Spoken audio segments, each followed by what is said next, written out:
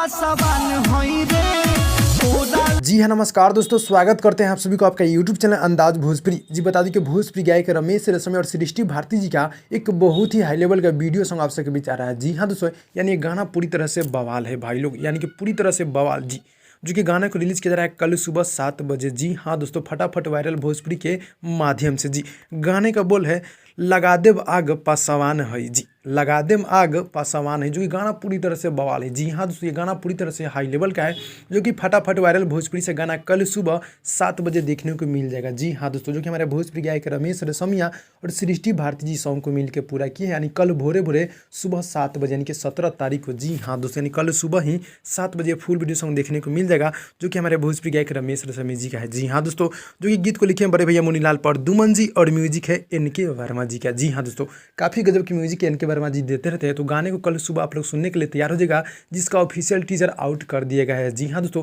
जो कि आप सब देखें मेरे वीडियो के माध्यम से, कैसा लगा आप लोग कमेंट में कमेंट कर दीजिएगा। यानी कल सुबह फुल वीडियो सॉन्ग, यानी कि डायरेक्ट वीडियो सॉन्ग आ रहा है। जी हाँ दोस्तों, यानी कि बहुत ही हाई लेवल का वीडियो सॉन्ग आप लोग कल सुबह इस गाने को देखना ना भूलिएगा। तो भाई लोग मिलते हैं अगली वीडियो में, तब तक के लिए धन्यवाद दोस्तों।